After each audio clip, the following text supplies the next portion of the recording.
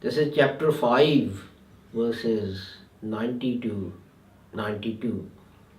O you who believe, intoxicants and games of chance and sacrificing to stones set up, and dividing by arrows are only an uncleanness, the devil's work. So shun it that you may succeed. The devil desires only to create enmity and hatred among you by means of intoxicants and games of chance, and to keep you back from remembrance of Allah and from prayer. Will you then keep back? Obey Allah and obey the Messenger and be cautious. But if you turn back, then know that the duty of our Messenger is only a clear deliverance of the message. There are a number of things which the Holy Quran has mentioned here which are forbidden. Intoxicants, and that includes anything that causes you to lose your senses. Obviously, at the time of the Holy Prophet Muhammad, it only meant alcoholic beverages and drinks which were available, but of course later on other intoxicants have been found, and they too are equally forbidden. But then it goes on to say, and games of chance and sacrificing to stones set up. Now you see, I thought of this because we were in Asda, and we were returning something, and on the same counter is the lottery machine.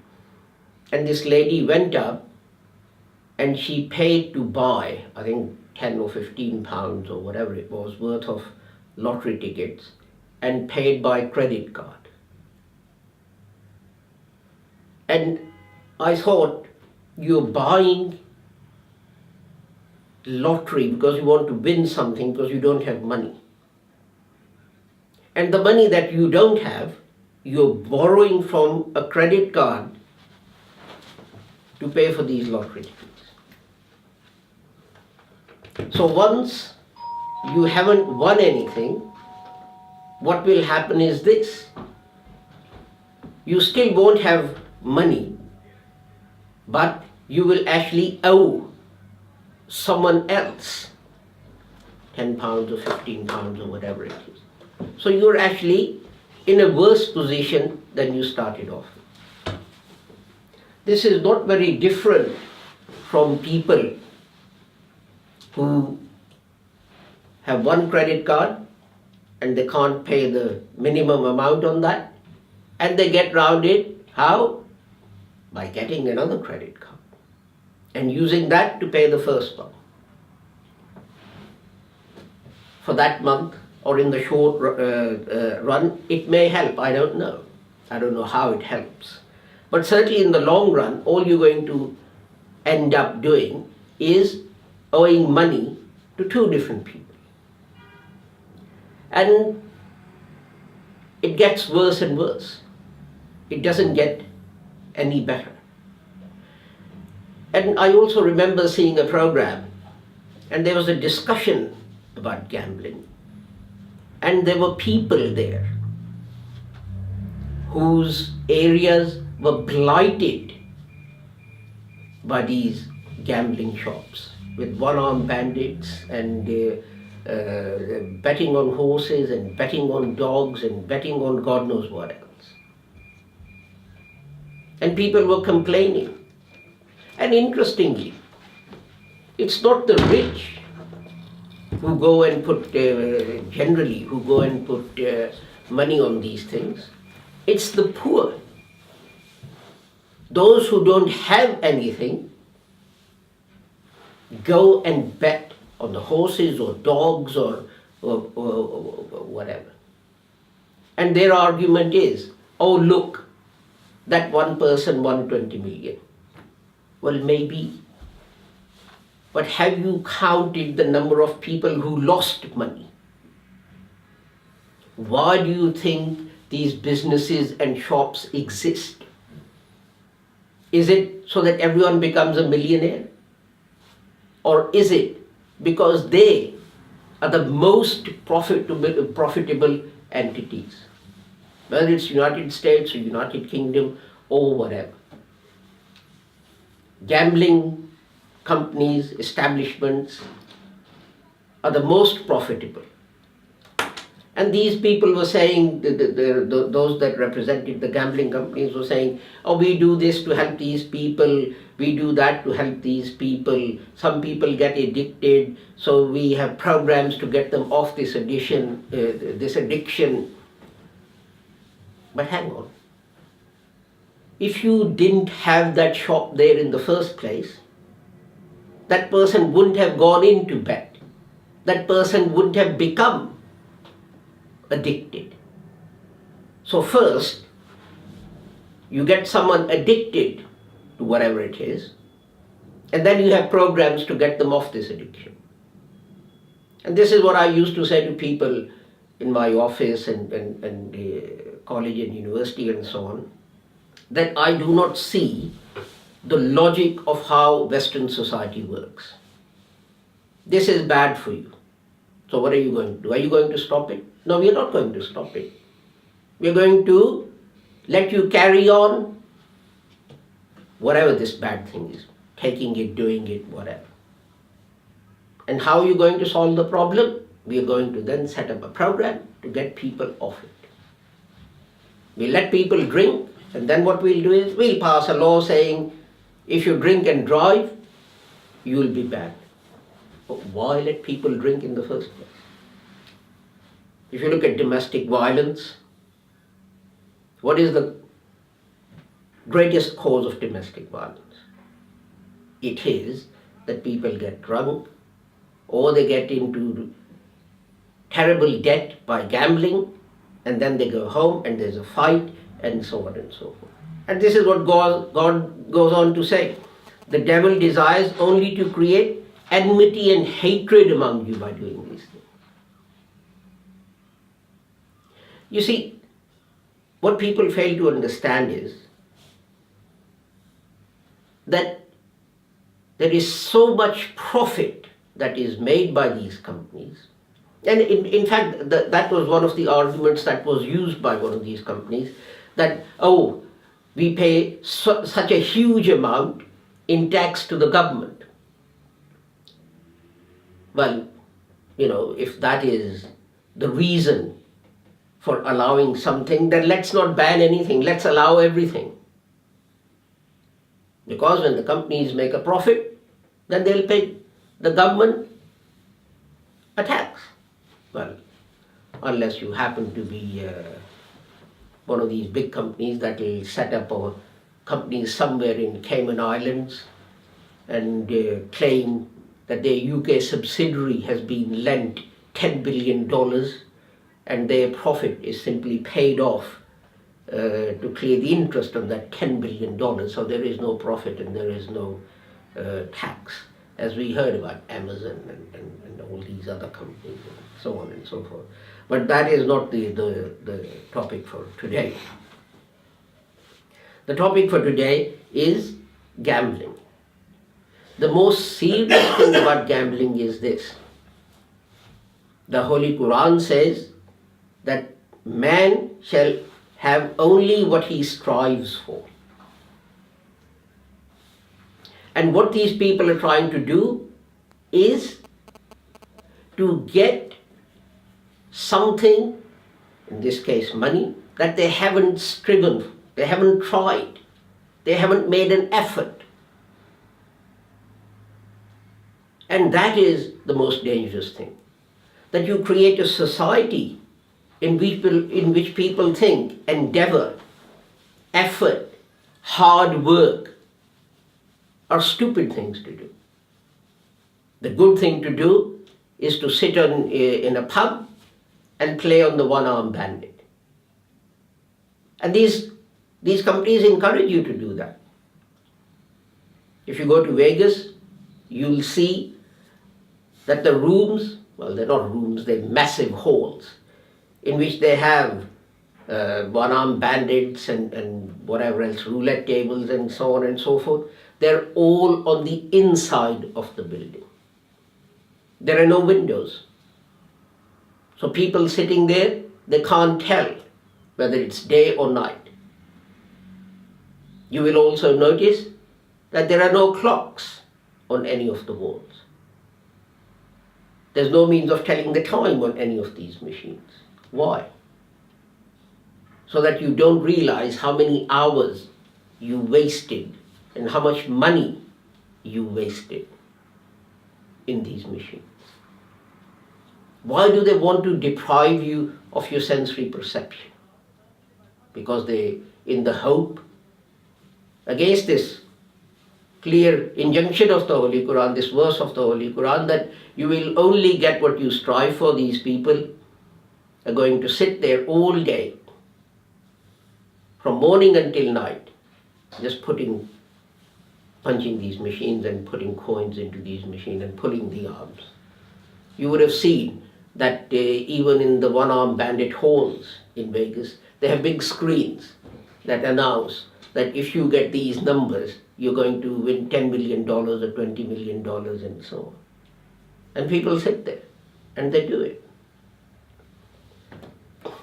Rifat and I went on a holiday and to Las Vegas, and we visited places like the Death Valley and Hoover Dam and Lake Mead and Grand Canyon and so on. And on the way back, we met these two people who were coming back from Vegas. And we asked them what they saw. And they said nothing. You didn't go to Death Valley? No.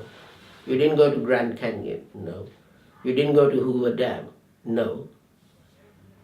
You didn't go to Valley of Fire? No. What did you do? They booked into this hotel, and it was a massive hotel, the size of a town, with about 20 restaurants and 200 shops and God knows what else. They booked into that hotel, and they spent 2 weeks gambling, and at the end of that 2 weeks, they got a taxi, went back to the airport, and came back to the UK.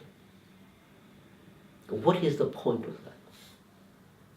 You haven't learned anything. You haven't expanded your mind or your thinking. You haven't seen what nature created in the way of Death Valley and Grand Canyon and so on. You haven't seen man's achievements, as you can see in places like Lake Mead and Hoover Dam and so on and so forth. You got off the plane, you got into a taxi, you went to a hotel, you went up to your room, you came straight down, and you started punching money into these one-armed bandits or roulette wheels or whatever, and you never left your hotel. And the argument was, we didn't need to. They had 15 restaurants, we ate in a different restaurant every day, they had 200 shops, we bought all our souvenirs and everything that we wanted to in those shops, so why do we need to go out? Can you see how these big companies to make big bucks and big profit entrap you? They capture you. You psychologically, you are a prisoner in that place. If they didn't have restaurants, you might go out to eat and you might think, oh, I'll have a walk down the street, rather than go straight back and start gambling. If they didn't have shops, you might go out, you think, oh, I'll go around the corner and buy some souvenirs, rather than simply go back and start punching money. And the sad thing is that for the sake of some tax, the government actually encourages these things. It is encouraging the creation of a society which is not based upon endeavor and achievement, but which is based upon trying to get something for nothing. And when you create societies which are based on trying to get something for nothing, you're going to get into all kinds of problems. If I want something for nothing, why should I give the government income tax from my hard-earned money? If I want something for nothing, why should I pay national insurance? If I want something for nothing, why should I pay my electricity bill? If I want something for nothing, why should I pay my gas bill? And of course, if I want something for nothing, why shouldn't I get benefits by fraud? Because I live in a society where the whole society is geared to trying to get something for nothing. In a way, there is little difference between the two things. See, when we say that the Holy Quran has a message for all people for all time, all we do is we simply say, oh well, if you cut off people's hands and if you cut off their heads and so on and so forth, then everything will be fine. Well, maybe, I don't know. But I think when we say that the Holy Quran has a message for all people for all time, it is a message in these things. But if we go forward, games of chance and stones set up, don't we Muslims do the same thing? When we go to these mausoleums and these graves of saints and so on, and when we have conventions and urus and kavalis there, aren't we setting up stones that we worship? Is that any different? We're trying to do the same thing. Rather than make an effort to try and get something, I'm going to go to someone's grave and I'm going to stand there and I'm going to pray and I'm going to put a sheet or a cloak made of rose petals and whatever on that grave, and I'm going to pay the caretaker of that area £500 or whatever, and return I'm going to pray. What am I going to pray for? I'm going to pray to that dead man. Ya Sheikh Abdul Qadir Jilani, Ya Muinuddin Chishti, Ya Data Ganj. And I've actually seen people praying towards these graves and prostrating to those graves while constantly asking this saint who was responsible for propagation of Islam that they should grant them something. And this is amazing. That this is clearly stated in the Holy Quran. O you who believe, intoxicants, games of chance, and sacrificing to stones you set up, and dividing by arrows, are only an uncleanness. This is what the Holy Quran calls it. Going to these graves and praying for things, which is again trying to get something for nothing, is an uncleanness. And what's the desire? What's the result? That the devil desires only to create enmity and hatred in your hearts. And this is what happens. Two friends sit there and gamble. One is losing money. He accuses the other of cheating. There is a fight. A man loses all his money because he had a dead cert, and he gambled his weekly wages on that dead cert, and the host didn't come in and he's lost all his money. And there's nothing to feed the children with.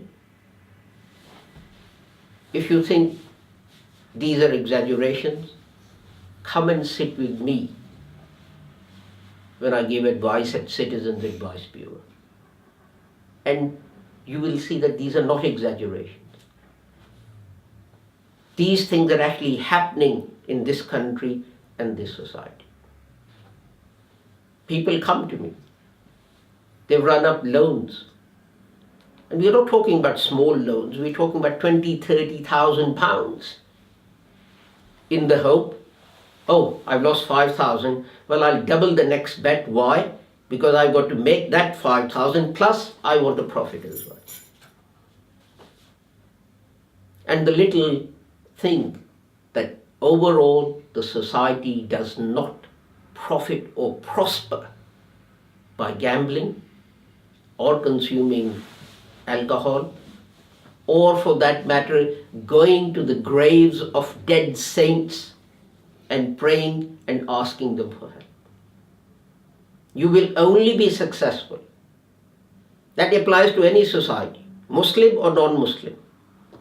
It will only be successful if members of that society work hard to achieve something, to better their own individual lives. If they better their own individual lives, it will make the society a better place to live. And then God says, obey Allah and obey the Prophet and be cautious. Be cautious. Don't fritter away what God has given you. Whether it's your intellect, whether it's the money you have, or anything else. Don't lose good things. And here is another interesting verse, an instructive verse for the Muslims which they always forget. But if you turn back, then know that the duty of our messenger is only a clear deliverance of the message.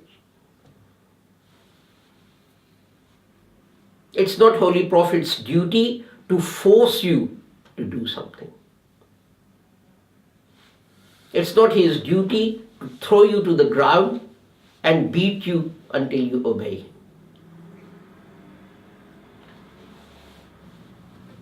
But unfortunately, when we say that Islam has a message for all nations, for all time, for all countries, for all people, we ourselves forget the message that is in the Holy Quran for ourselves.